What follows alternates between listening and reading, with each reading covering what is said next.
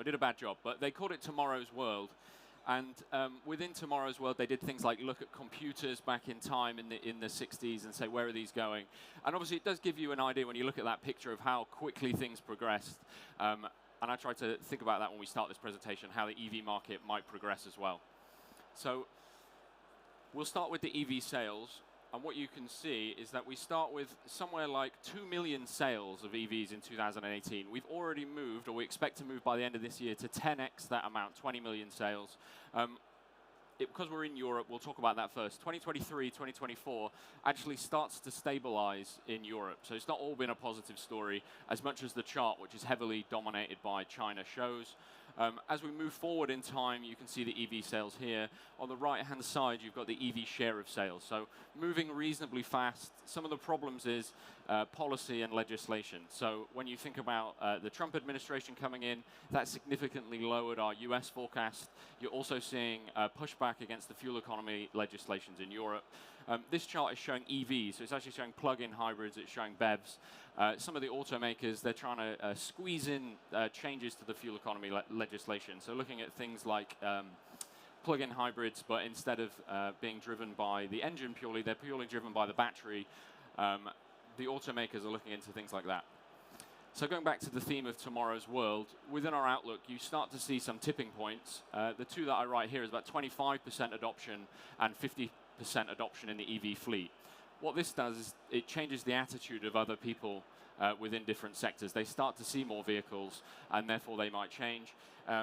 In the 2030s, really, these are the key markets that we might see change. So I've started with Norway, then we've got China, then California, and then 2039 in Germany. So some changes, and you put that in time perspective, that's 10 to 15 years. So not very long, and that'll affect a range of industries. I'm not going to talk about this in a great amount of detail, but we have an outlook. The outlook basically shows you the investment needed in charging by the locations, by the power of those chargers across the world in every different country. Broadly, what you see, again, if we think in the local horizon, is that actually we see a peak around 2035. So there's a period of time where there's a lot of money going in, and then actually the public charging networks have been built out, and some of the investment then starts to slow. You see a shift in regions from, for example, Europe, the US, China, out to those rest of world markets. From a hardware perspective, you're starting to see the fast chargers reduce in share over time because the networks have been built out. Now, ChatGPT and AI is becoming a big thing, so I tried to include it in my presentation. The original prompt that I actually started with was, show some electric cars beating up some ICE vehicles, but ChatGPT told me it couldn't be violent and said, I will show you a fun, light-hearted electric vehicle scene with a sad petrol car in the background, which is what we've got here, but it does point to these petrol stations closing, and I'll keep building on this as we go. So how do we reach this charging utopia? Broadly, this presentation is going to touch on pricing, power, and then profitability, and the first one of these is the heaviest. So if we think about pricing, the economics and people talking about EVs is largely focused on the car being more expensive.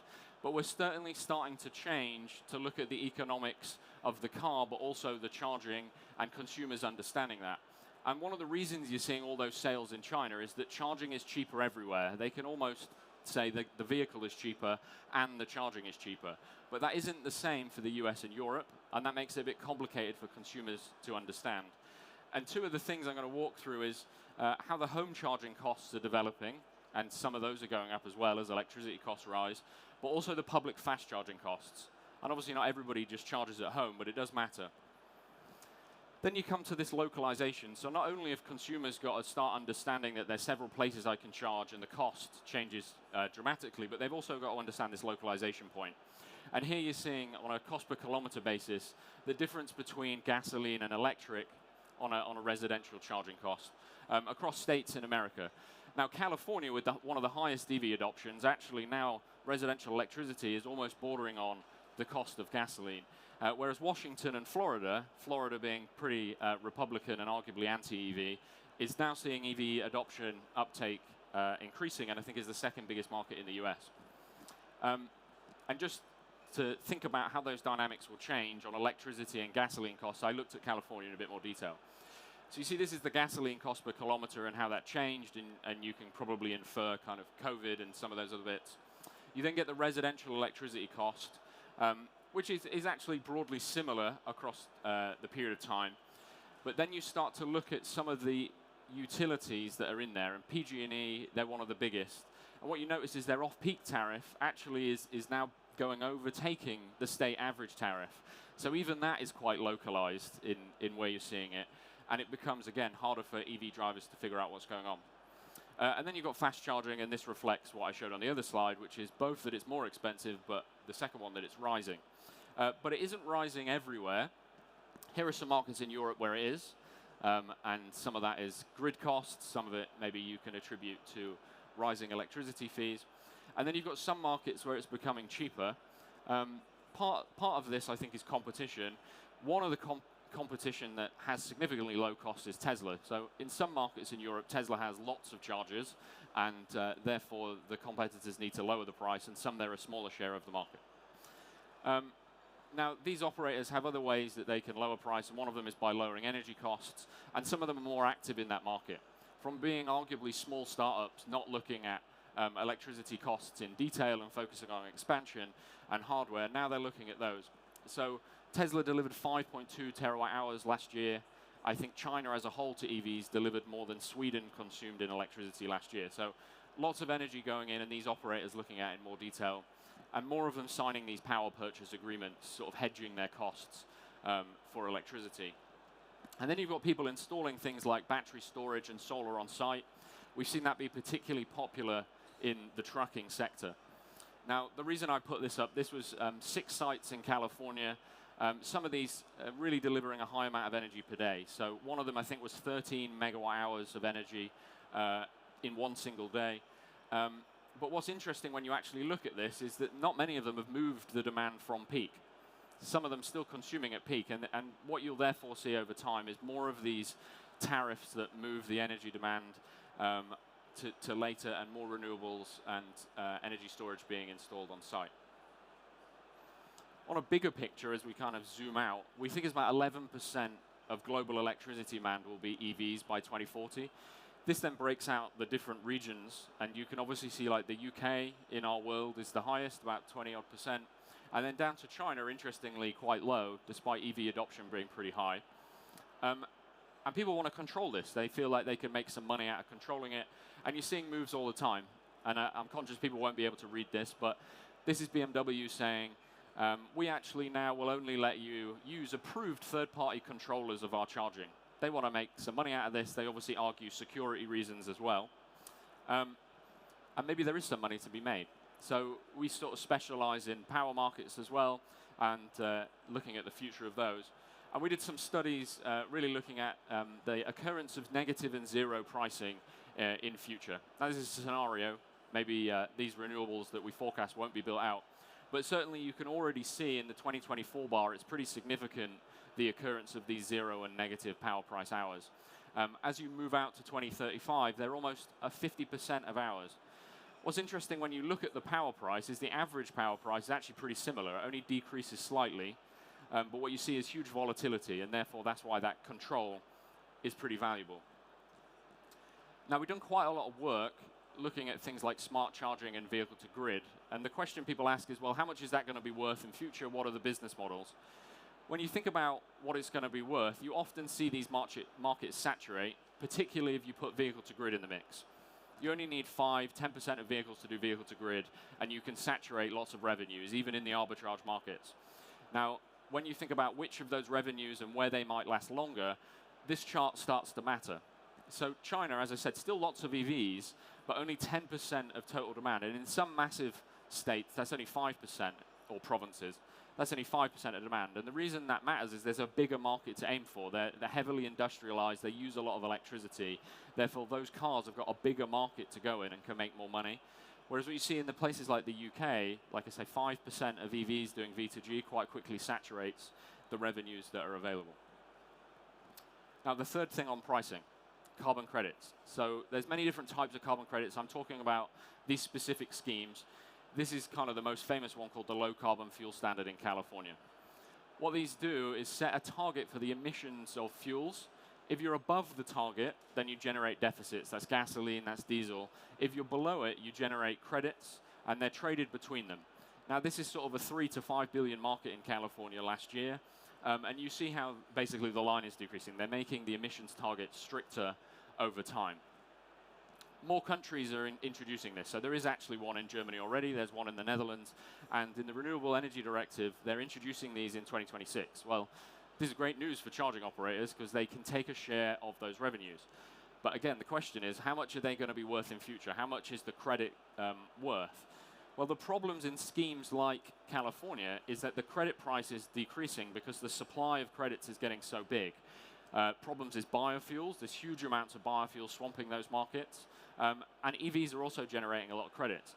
So then the regulators want to decrease the supply. So I'll use the example in the next slide for what happened in the low carbon fuel standard, but what I think will happen in a lot of these other schemes. So in the low carbon fuel standard, they basically wanted to reduce these credits. They want to keep the price up so the scheme actually does something. So what they did was they reduced renewable diesel and biofuels and how they can enter. They made fuel crops basically more strict within it. And therefore you see electricity becoming a bigger share of credits and those other ones going down. And the idea is that that will help it. They also included something called the target acceleration mechanism. What this mechanism does is say if the supply of credits gets too high, then the emission target gets stricter. So if we go back to Europe, Europe is going to try and introduce these schemes in every member state. They seem to be a bit slow in reacting to this. The problem is going to be how do they implement it and companies being able to uniformly work in each one of the schemes. If you've got schemes that all work slightly differently, it's very complicated for companies to understand it. What I see, though, is that this is pretty bad for not just our petrol industry, but also the agriculture industry. And the eMobility industry is not as good at lobbying as those industries. So in those rooms, you've got oil majors and agriculture players who've lobbied and been in those rooms and basically worked on these schemes for a long time. So whilst one of the obvious solutions is removing things like biofuels that have fuel, have food crops within them, actually I think what you start to see is people playing with the efficiency factor for EVs. They're 3 times more efficient when you look at an energy basis and reducing those. So important to kind of be in those rooms because these schemes that can provide billions to the e-mobility industry actually will be fought very hard. So the next section is on power. Now power is getting a lot of headlines. It's easy to understand. It's big on the marketing. 1,000 kilowatts straight in the news. So the automakers are competing on this almost like they did 0 to 60 times. And here's kind of the CEO of BYD talking about their 1,000 kilowatt charging. And probably many of you understand this, but they're also putting in the energy storage with it. And they're going to roll out this, what they say is in China and in Europe. They have some nice videos. It does reach 1,000 kilowatt for quite a while, but it also sticks at about 400 for quite a while, which is reasonably impressive because most people can't even reach 400 today. When you compare it with the competition, this metric range added in 5 minutes. You see 400 kilometers in 5 minutes compared to the Model Y, which is just over 100. So it's a pretty big increase. It's a step change in what people can do. And obviously they want to introduce this technology elsewhere. And they're saying that they're going to sell the cars pretty much straight away. If you compare cost, you've got, say, BMW coming out with their 800-volt platform. And that'll retail, I think, somewhere between 60 and 80,000. They'll probably try and bump that price up.